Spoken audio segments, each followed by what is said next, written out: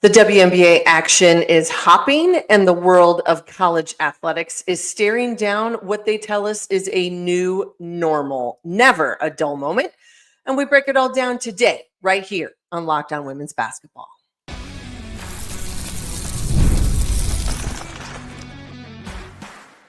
You are Locked On Women's Basketball, your daily podcast on women's basketball. Part of the Locked On Podcast Network, your team every day. Happy Monday, friends. It is June 16th, 2025. Yesterday was Father's Day, and so we still raise a glass to all of the dads out there in every form and fashion. Coaches, mentors, stepdads, uncles, brothers, pet dads, and the dads in my life. Thank you for all that you do. Hi, everybody. Missy Heidrick. Thank you for joining us here on Locked On Women's Basketball, and thank you for making it your first listen every day. Part of the Locked On Podcast Network, your team every day. Today's episode is brought to you by FanDuel. Right now, new customers can get $200 in bonus bets when your first $5 bet wins. Well, please follow The Next at www.thenexthoops.com. Please follow this podcast on all the social channels at Locked On WBB, and you can find me at Missy Heidrick out there in the social media world as well. Well, we can't start today on a Monday without thinking about what were some of the biggest takeaways we had this week and this weekend. Well, first and foremost, let's talk about bang-up performances by two of the youngest stars and the biggest names in the WNBA. First and foremost, Caitlyn Clark missed 5 games for the Fever, and it has been a struggle for them, but she was back and back in a big way. 32 points on Saturday versus New York in her return. A 102-88 W for the Fever, the first loss of the regular season for the defending world champions, who now sit at 9-1. Caitlyn Clark, 25 points in that first half. She hit 7 threes, so many of them deep. And you go back and you think about the fact that she accounted for 54 of the 102 points that they had in this win against New York on Saturday. In the 5th game without her on the floor, the Fever scored just 58 points total. So let's talk a little bit about game impact. Obviously, what does Caitlyn Clark do? She does so many different things. She's not just going to score the basketball, 32 points, 25 in the first half. She got hot. She found a rhythm. They needed that. Their offense was stagnant in the 5 games without her. They didn't have much flow. She extends the defense. She's not only going to make something happen for herself, but she makes it happen for her teammates. That's what she does. 7 threes in that game. 21 of her 32 points come from behind the arc. So many of them with that deep range. We've seen it all the time. You have to be able to pick up the basketball. Defense adjustments not made by New York, and the Fever get that win, 102-88 on Saturday. A welcome back to the W to Caitlyn Clark after those 5 missed games because of injuries. Let's hope she can stay healthy as this season continues in Indiana. Then you switch, stay in the Midwest, but a huge performance by another star, a young star in the WNBA, and Angel Reese. She is from the Chicago Sky, with the Chicago Sky, 11 points, 11 assists, 13 rebounds, first career triple-double. A 78-66 win over the Connecticut Sun yesterday on Sunday. Angel Reese now becomes the second youngest to do it at just 23 plus years old. The youngest to do it, well, that was Caitlyn Clark. She did it twice when she was 22. But Angel Reese with those 11 points, 11 assists, and 13 rebounds, you know that she's going to be able to score the basketball. She's been a phenomenal rebounder, continues to be. But I think the 11 assists is what stands out for that. Keep in mind, you had a rookie in Haley Van Lith who gets 16 points off the bench. Some of that helps. You've got to change the lineup. You've got to change the look. And especially against a very good Connecticut team, you got to figure out a way to get other people involved. I think that 11 assists by Angel Reese, a huge factor in that. And I think a really good sign for Chicago Sky fans, and the fact that she's getting involved in the offense in different ways. Doesn't have to be scoring, just doesn't have to be rebounding. And they get that win 78-66. Congratulations to Angel Reese. Triple doubles. Ladies and gentlemen, that is star power right there. You have to acknowledge. And so hats off to her. What a performance as she had yesterday. Well, If you have been living under a rock, which not many of us do, but it is summertime, we've got 1,000 things going on. And with that said, life is continually changing on a day-by-day basis in the world of college athletics. Go back a few years and we had to talk about conference realignment. And then they sprung something on us called NIL, name, image, and likeness. And then over the past couple of years, we've been dealing with lawsuits and settlement negotiations. And what would this all look like? Well, on June 6th, Friday, June 6th, just over a week plus ago, we finally got our answer and a House settlement was approved. If you listen to this podcast or watch us on YouTube, first off, thank you.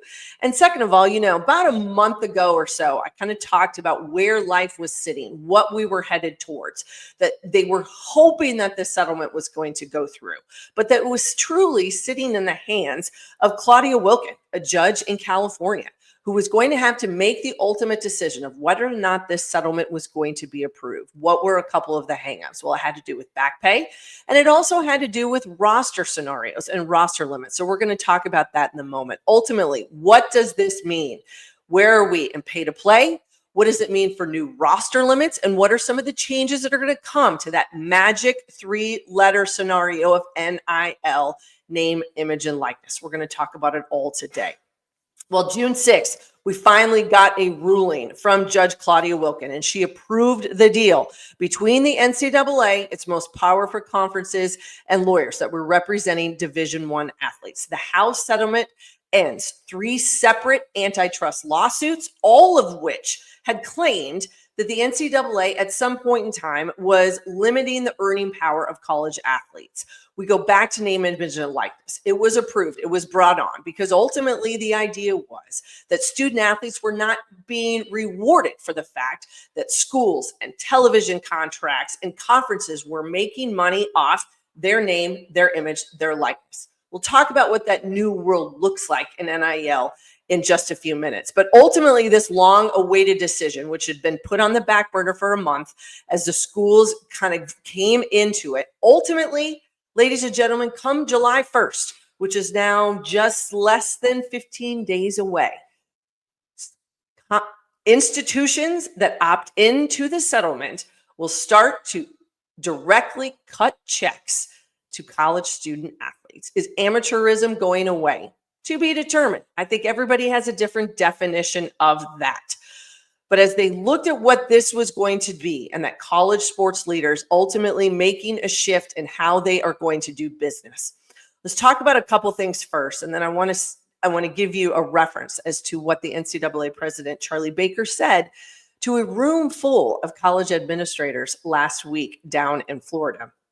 First, this settlement. Number one, the NCAA is going to pay nearly almost $3 billion, yes, $1 billion in back damages over the next 10 years to athletes who competed in college at any time from 2016 to present day. Moving forward, each school can pay its athletes up to a certain limit, and that annual cap is expected to start this year, with it rising going forward at $20.5 million.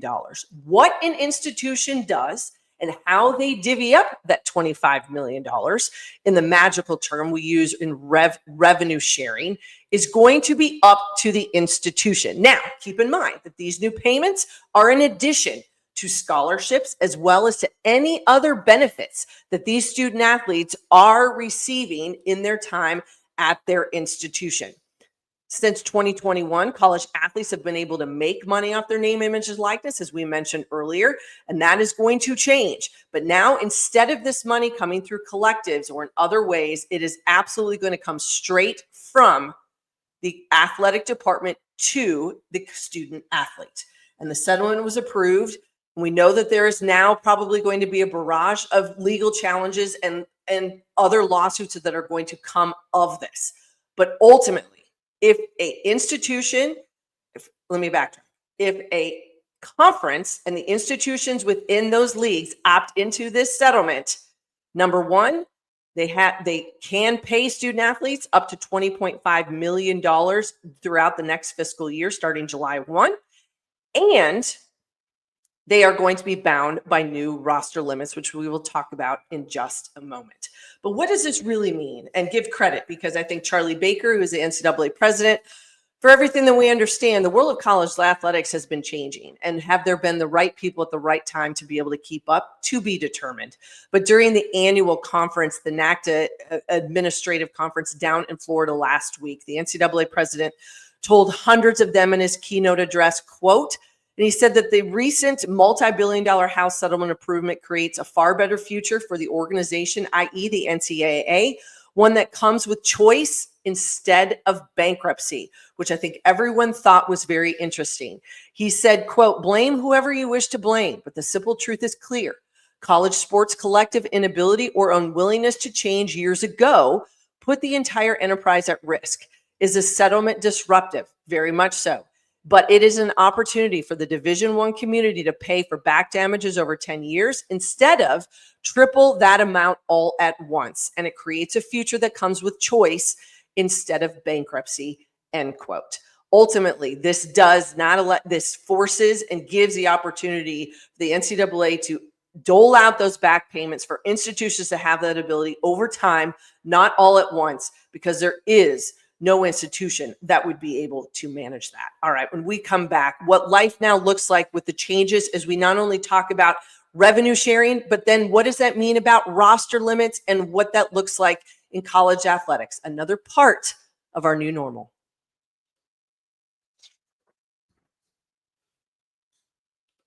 First, a message from our friends at Monarch Money. Well, ever check your bank account and wonder, where did all my money go? Well, between dining out, shopping, entertainment, if you've got college kids, it's easy to lose track. But that's where Monarch Money comes in, your personal CFO, giving you full visibility and control over your finances. Monarch Money isn't just a budgeting app. It's a complete financial command center. You can track all your accounts, investments, spending in one place, so you stop just managing your money and start building wealth. Instead of juggling multiple apps, you can use Monarch to check your finances, track spending, and even plan long-term goals. And managing money with your partner is smoother than ever. You can track shared and personal accounts, set goals, and stay on the same page without the stress. So take control of your finances with Monarch Money. Use the code LOCKEDONNBA, all uppercase, at monarchmoney.com for 50% off your first year. That's monarchmoney.com, code LOCKEDONNBA, all uppercase, for half off your first year. Hi, everybody. Missy Heidrick, and welcome back to Locked On Women's Basketball. Thank you for joining us today. Big news in the W, big return. Caitlyn Clark was back this weekend with a phenomenal performance, 32 points, first ever career triple-double for Angel Reese.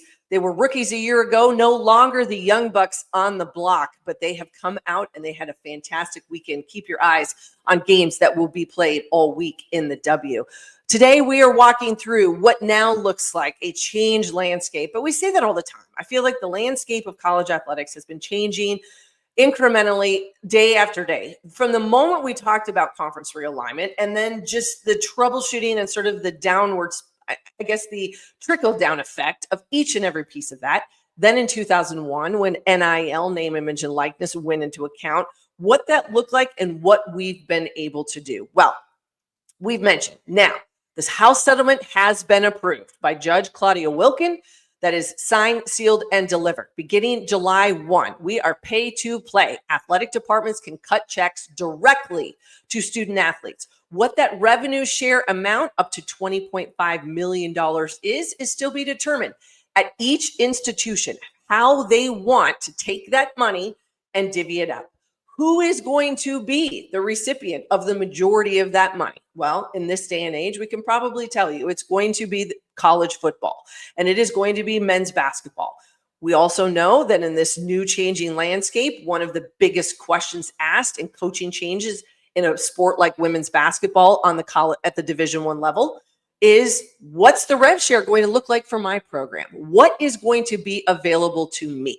Because that is how you can go into the portal, or you can use it in the recruiting scenario of figuring out what those rosters will look like from year to year.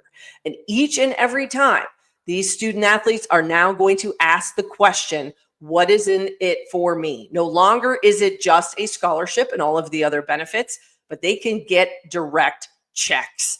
We have changed how this works. Amateurism, possibly out the door. We are absolutely in a pay to play. I mentioned earlier that conferences have to decide whether or not they are going to opt into this House settlement. There had been a deadline of June 15th, which was yesterday, Father's Day. Happy belated Father's Day to all of the dads out there. But there has been discussion among conferences to push that date back, possibly to July 1, because they do have to read through all of the scenarios, trying to figure out this. I can tell you there are leagues out there that are not opting in. The Ivy League made a statement many, many months ago when the House settlement was coming forward, and they had the Power Four conferences that comes together and said, this is what we're going to do.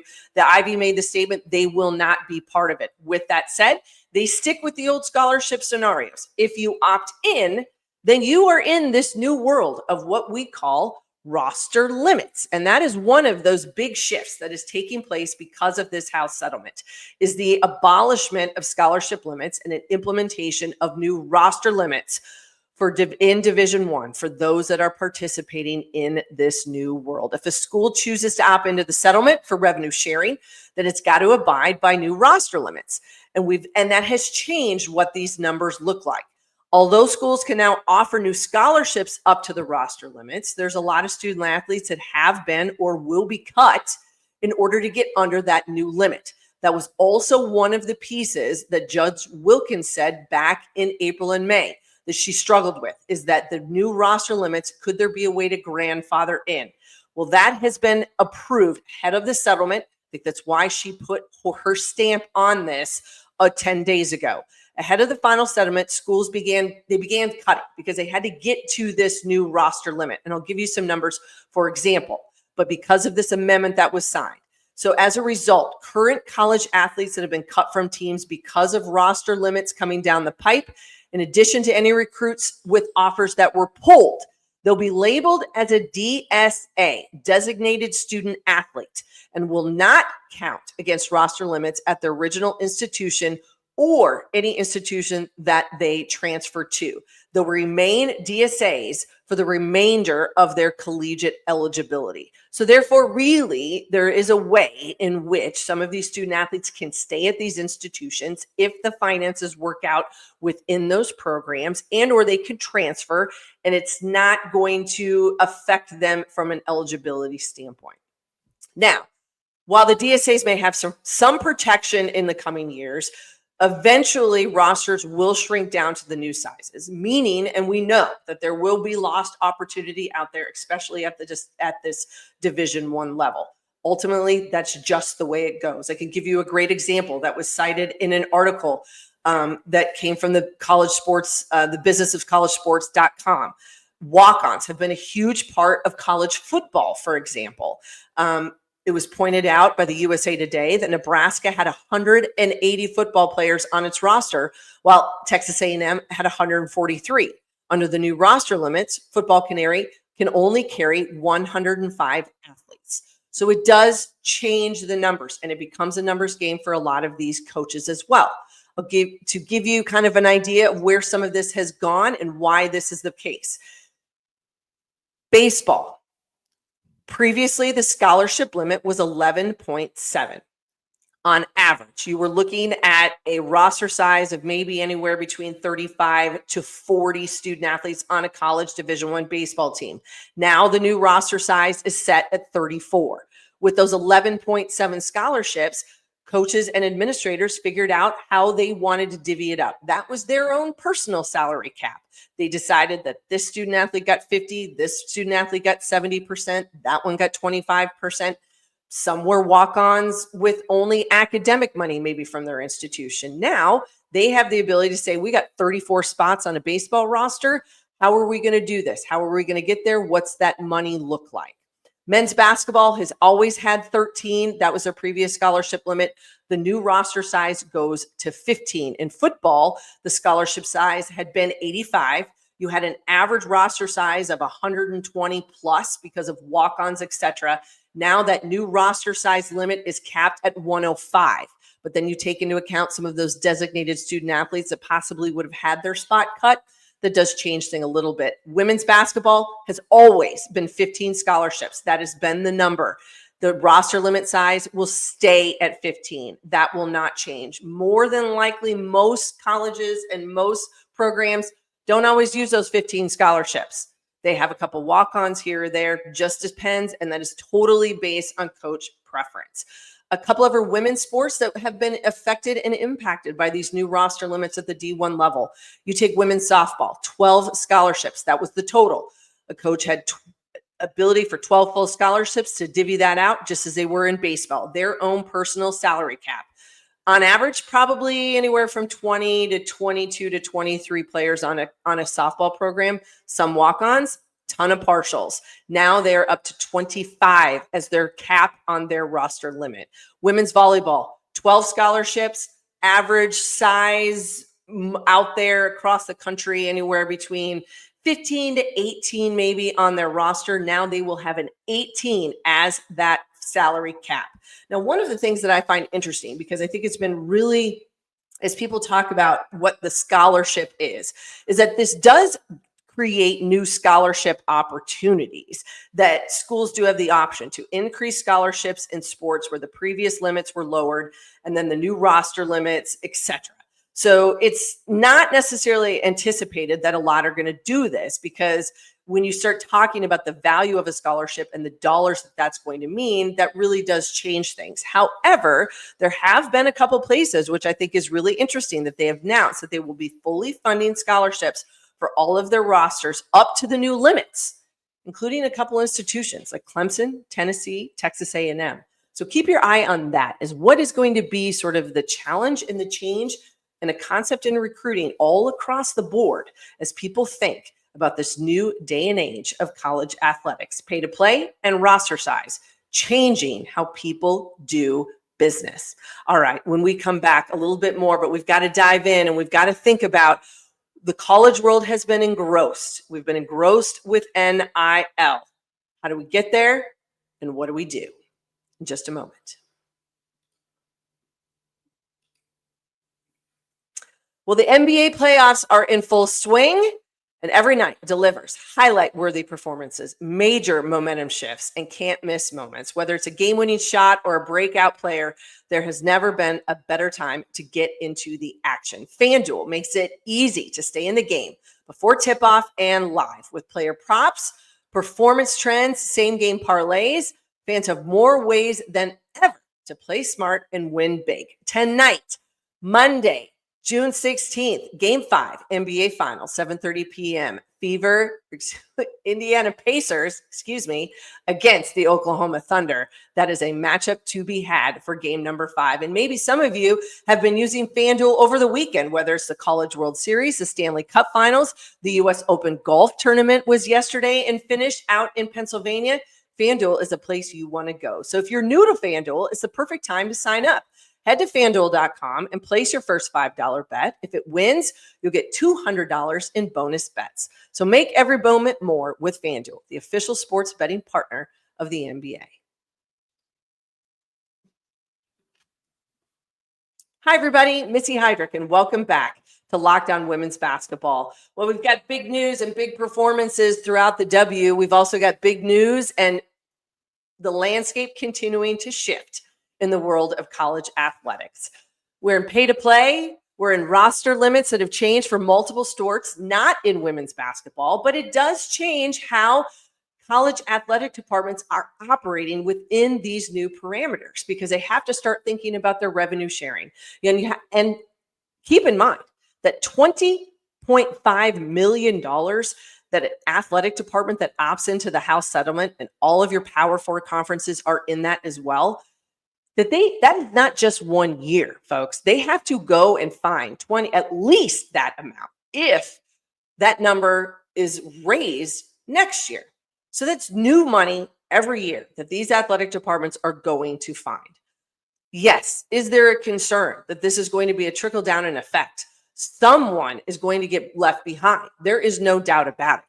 Unless you are finding other ways to generate revenue, to be able to keep the lights on, to be able to keep coaches paid. We're already seeing at some institutions cuts in athletic department staff.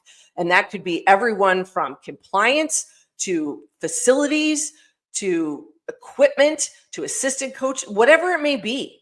There are going to be cuts. People are going to feel this because that money just does not grow on trees.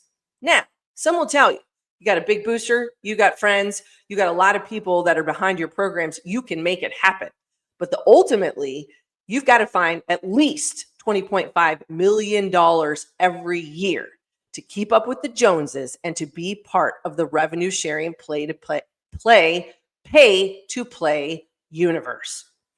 Now, one of the other pieces of the change from this House settlement is how college athletics and the NCAA are going to be utilizing and are going to be looking at NIL. What does that mean? Well, we know that name, image, and likeness came into our universe back in 2021, that this was where student athletes could benefit from the use of their name, image, and likeness, that they could receive money. And whether that was shooting commercials with Gatorade or with the local car dealership or getting paid to sign autographs at the Boys and Girls Club in Tuscaloosa, Alabama, ultimately, that this was about student athletes being able to get more money. And there's always been, I think, a very great area of what that looks like. Well, one of the biggest changes now that we're going to see in all of this is that what came out of it directly after was starting June 7th, that the day after the settlement was made, that NIL deals, and that we have where this has moved more effect, is that the College Sports Commission was put into place. And that was probably one of the biggest changes that happened as this moved quickly and that it was put together. And I think that's one of the things that I think really has changed the world of what this looks like for people in the NIL space. Ultimately, here's what's going to happen. Is that starting June 7th, which was just a little over a week ago, players now have to report their NIL deals of $600 or more to the College Sports Commission. There's a software and an accounting firm in Deloitte that's going to monitor not only NIL deals and the online platform. They're calling it an NIL clearinghouse, but they're also going to manage this quote unquote salary cap. How schools are divvying out their up to $20.5 million. This NIL scenario, it's always been about creating a quote unquote level playing field. And that doesn't really what NIL was intended to be. But I don't think that there's ever really been a level playing field in the world of college recruiting and college sports. We know this. People have been talking for the last many years about how NIL and collectives and other people have gotten involved, and that is that truly market value. But we don't know what the definition of market value is, do we? Because market value in one place is different than another. And anything over $600 now, ladies and gentlemen, has to be approved and has to go through this clearinghouse. Now, I'll give you a little example of where some of this diciness has been. If you paid attention, for any of the Tennessee fans out there, there was a whole consternation about their quarterback wanting more money. This all happened before the spring. What coaches and collectives and agents were understanding was that they had to get these things done before the decision was made on the House settlement. They had to get as much money as they could in any form or fashion. Well, the top quarterback in the college football portal a year ago was Tulane's Darian Mensah. He didn't go to Georgia or he didn't go to Ohio State. He went to Duke. He's getting reportedly $4 million in an NIL deal. Is he doing commercials? Is he signing autographs? What's the market value of that? We don't know. But the deal has been signed. That's money in his pocket. Keep in mind that the number one basketball recruit went to BYU, reportedly for a $5 million deal through NIL. Last year, Nyjah Kennedy turned down Oklahoma because she went to Texas Tech because she signed a $1 million deal to play softball there after transferring from Stanford. It was the sport's first ever 7-figure deal. Well, keep in mind, she'd had one heck of a season. They ended Oklahoma's reign to get into the national championship. And right before the June 7th deadline, Nyjah Kennedy signed another deal with Texas Tech. So this has been done. Everything moving forward, though, ladies and gentlemen, after June 7th has to go through this clearinghouse. And we also know that no one is going to see this and understand and say your market value is the same as my market value. That just doesn't really jive. And it's going to be very difficult to figure out what that looks like. I don't at all envy the people that are in that position. I do think there needs to be oversight in how people make sure that they stay within that 20.5, but we also know it's going right back underneath the table. All of the things that we've talked about in level playing field and keeping it clean, we are pay to play now, folks. Amateurism looks very, very different in the world of college athletics. And it is not just college football, and it's not just men's basketball. It is everywhere. It affects women's basketball, women's sports, and everything down the trickle effect. Whether sports are still going to be at some of these institutions 2 to 3 years from now, no one can really say. Athletic departments and athletic directors are making promises, but I think some of those are going to be very difficult to keep. Keep your eyes on it. Ever-changing landscape, always shifting, never stands still, and doesn't really give us a break, even in the summertime. Well, thank you for joining us here on Locked On Women's Basketball. You can find me at Missy Heidrick on the social platforms, and get over and follow and see all of my amazing colleagues at our fantastic newsroom where we have you covered in all things women's basketball, thenexthoops.com. Come back and see us all this week as well. More coverage throughout the W, as well as what's happening on the international landscape, whether there's a trade, big news, we have it right here on Locked On Women's Basketball. And thank you for making Locked On Women's Basketball for your first listen today. For your second listen, check out the 2025 Locked On NBA Mock Draft, a 5-episode series with the most comprehensive NBA draft analysis from NBA experts to college experts and NBA draft experts. Find the 2025 Locked On NBA Mock Draft on NBA Big Board and Locked On NBA on YouTube or wherever you listen to get your podcasts. Have a great Monday, everybody. Thank you for joining us here. Don't sleep on the W. Don't sleep on all the big news this week. So much going on in the world of sports, but also in the world of college athletics. We'll keep you up to date, I promise. And we'll see you back here soon, right here on Locked On Women's Basketball.